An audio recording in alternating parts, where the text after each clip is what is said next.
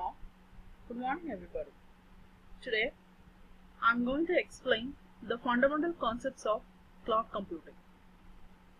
The agenda for today's discussion will be mainly focused on these three aspects, that is, what is cloud computing, its benefits, services and the deployment models. Let us see the Gartner definition for cloud computing. The Gartner defines cloud computing as a style of computing in which scalable and elastic IT-enabled capabilities are delivered as a service to external customers using internet technologies.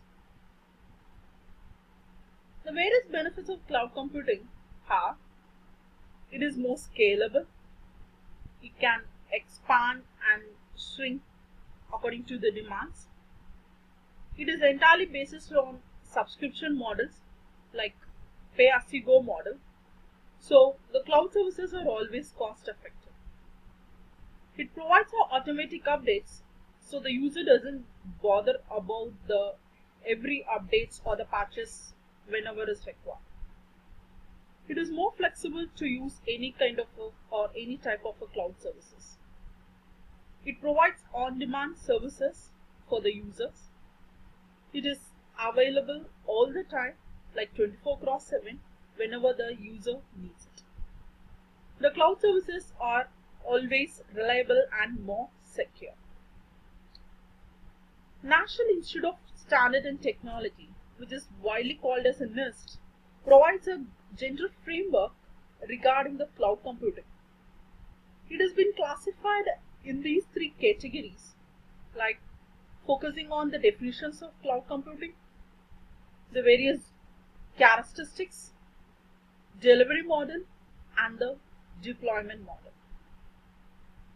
The essential characteristics is focused on 5 factors, namely on-demand services, that is, whenever the user needs any type of services, it is provided to them.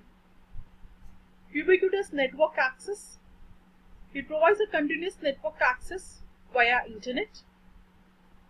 Next feature is rapid elasticity. You can expand the resources or bring it down whenever the user needs it. The next feature is about the location independent resource pooling. The cloud services are a collection of a large volume of or a pool of services. Next one, the cloud is mainly famous for the measured services or the subscription services, where the user are required to pay only for what resources they have utilized.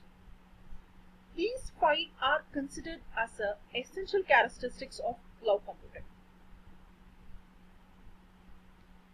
Next, focusing on the delivery model. There are 3 types of delivery model, namely software as a service called as SaaS, platform as a service called as PaaS.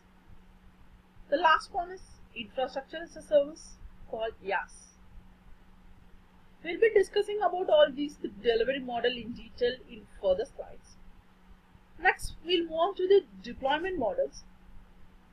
There are 4 types of deployment models: private, community cloud, public cloud, and the hybrid cloud. We'll discuss in detail about the services model now. The platform as a service, which is called as a PaaS. Here the service with the software environment is provided by the vendor and which can be accessed by the subscriber over internet. It helps the user to build the application and deploy it. For example, Microsoft Azure, Force.com. Everything are good examples for a platform as a service. Moving on to the next service model, software as a service. It provides a complete application for the end user, which are very easily customizable and flexible for the users. For example, Google Docs, Salesforce.com, which is the CRM applications, are an example for SaaS service models. Moving on to the infrastructure as a service, where it provides a physical infrastructures like computer as server, storage, network, OS, platform, where the user can install the software and build an application and deploy it. And a very widely used infrastructure service is Amazon Web Services, which is called as AWS. And if you go for open source community, Rackspace, OpenStack are widely used infrastructure as a service model, right? Moving on to the deployment models, we have four categories of deployment models: private, hybrid, public, and the community cloud. Private cloud mainly focus for a private organization, that is within an organization where it is tightly packed with several levels of security. Next one is the public services, which are widely used, which are accessible over the internet for a general user consumption.